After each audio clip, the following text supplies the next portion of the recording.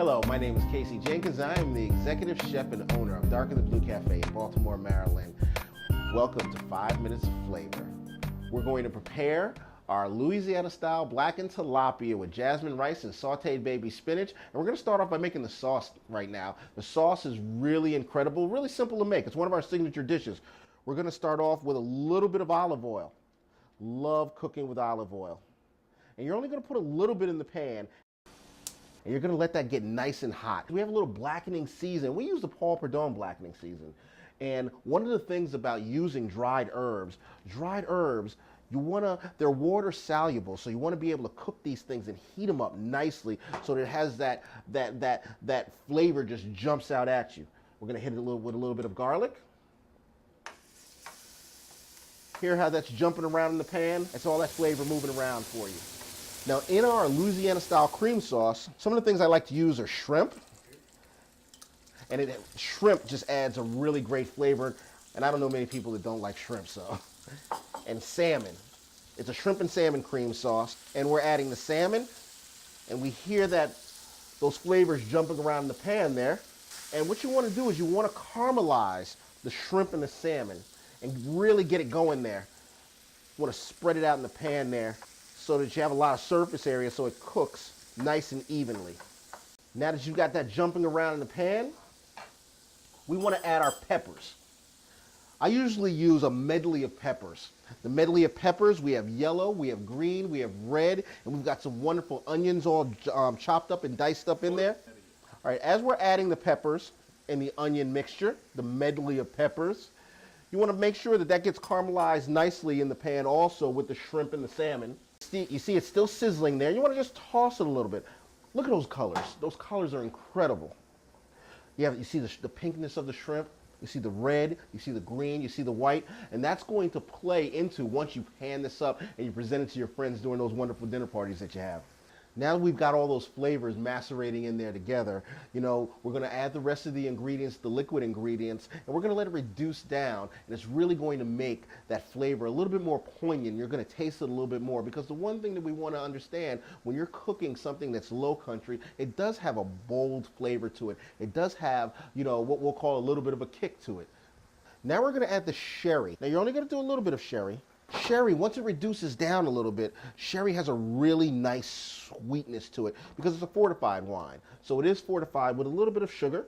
So it's going to really add that nice sweetness along with that little boldness and kick of flavors that's going to be from the blackening season and the Paul Prud'homme redfish seasoning. Now the next thing we're going to add is lime juice. I love using lime juice. Lime juice really has a nice sweetness to it when it reduces down. So one of the things that I'm always looking for is I'm looking for that sweetness. I'm looking for that savory and that spicy. So lime juice really brings that out. Don't use the lemon juice too much because it has that tartness to it. I'm looking for that sweetness and I'm looking for that pungent flavor of herbs and things of that nature. So now I'm going to add a little bit of lime juice to it. It's going to be a very little bit of lime juice, just a hint.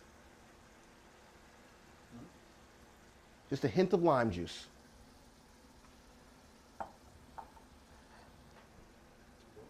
Now look at those wonderful colors. Now we're really going to bind this together and we're going to add some heavy cream to it. I love heavy cream. The reason we use heavy cream, it has that fat in it. Using milk, it seems like every day. Let me tell you what the 4 food groups are in Darker Than Blue first and foremost. Heavy cream, butter, salt, and sugar. If you have at least 2 of those in your product, you're going to have a wonderful product. And we've got quite a few of those in there right now because we're about to hit it with a little bit more salt and pepper after it reduces down just a little bit more. We love that fat flavor from the heavy cream rather than skim milk or anything. You come to Darker Than Blue because you're looking to get off of your diet for a little while. We're going to let this reduce down just a little bit where it's going to macerate all the flavors together, so you're going to really have that taste of the sherry. You're going to have the taste of the lime. You're going to taste a little bit of kick from the redfish seasoning and also the blackening season, pardon me. And we're going to let that reduce. When you're reducing something down. In other words, you're bringing it down by half. So we're going to let that reduce down to a nice thick sauce, and then we're going to come right back to you. Now we're going to start on the tilapia for you. The tilapia is a fairly flaky fish, and we've already covered it with a little bit of the blackening seasoning, and we've got it in there a little bit. And there's your blackening seasoning. And now what we're going to do is, to a hot pan, we're going to add just a little bit of oil, just a little bit. And that's olive oil again. Now we're going to add the tilapia to the pan, and we're going to add its skin side up. And you always want to put the fleshy side down first.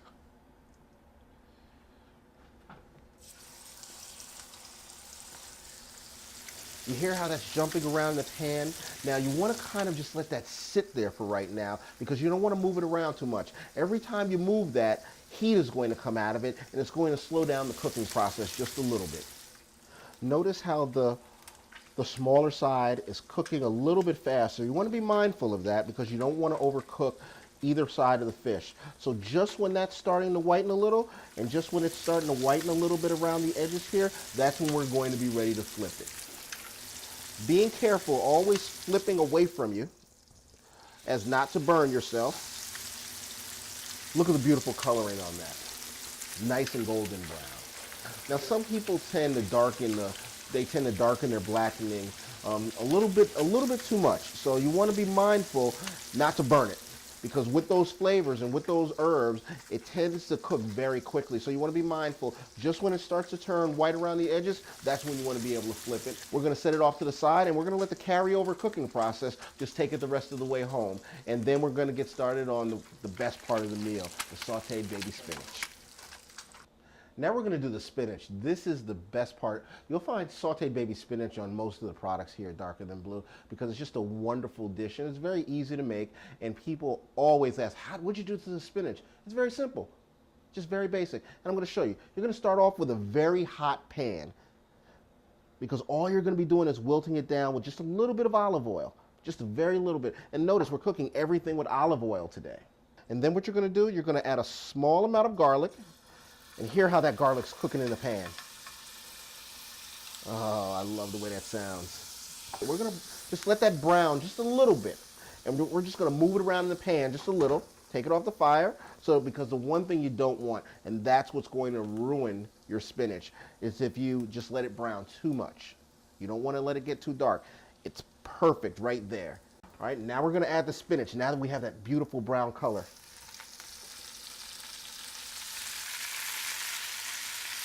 Now that we have that spinach in there, we're just going to move it around just ever so slightly until it just starts to wilt down. And it's done. That's it. Your spinach is done.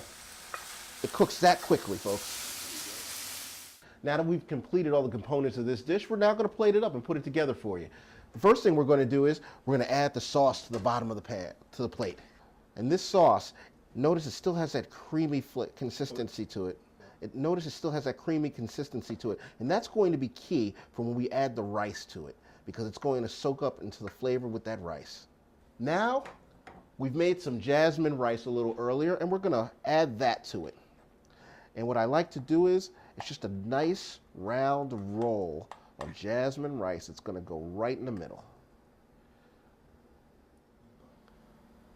The next thing we're going to do is we're going to add the spinach right to the top of the jasmine rice, and we're going to kind of layer the product. We have a nice amount of spinach on top of there. Look at that, isn't that beautiful? Look at all those different colors, the reds, the orange, the white, the green. Now the last piece we're going to add is our blackened tilapia. Look at the colors on that tilapia, it looks wonderful. And we're just going to lay that right on top right there.